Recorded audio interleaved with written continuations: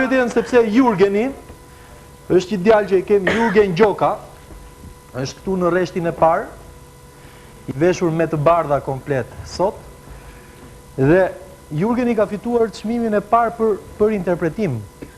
Afro mikrofonin, Jurgen. Po. Për interpretimin më të mirë. Po. Në konkursin që është bërë midis kolegjeve. Po. Apo jo. Këtej duhet të kthehemi nga kjo kamera, ja këtu kështu që të të shikoj dhe kamera. Ndërkohë që ke fituar dhe çmimin për krijimin më të mirë në kolegjin Kolegjin Tork. Ku ti studion. Po. Dhe unë e pyeta atë nëse shokut i kanë bërë poezi apo gjëra të tilla. Ti i ke bërë të dashurës tënde që është e përjetshpja, që është nëna apo jo? Po. Ë? Do na e recitosh tani? Nuk është poezi, është një prozë poetike ta quajmë. Quhet Ytbir.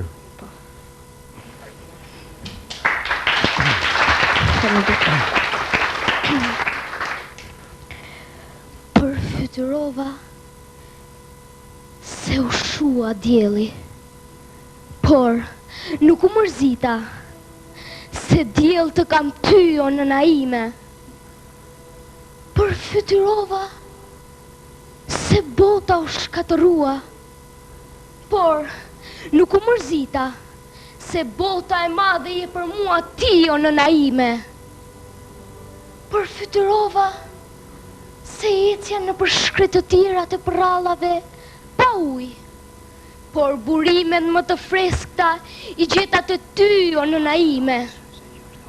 Përfytyrova humbje të mëdha, por pranë te o nëna ime më duke sikur kisha gjithë thesaret e botës, ëngjëj, yje, që shka e bukur më rrethonte kur flokët e mi ledhatoheshin nga duart e tua.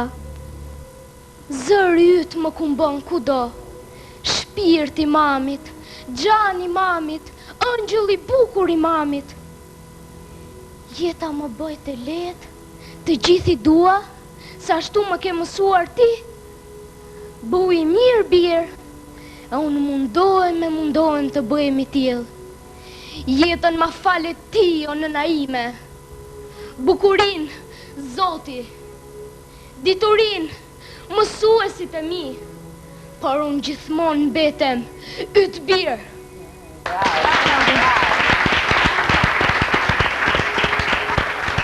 Kjo është mami jo? Mami po qanë.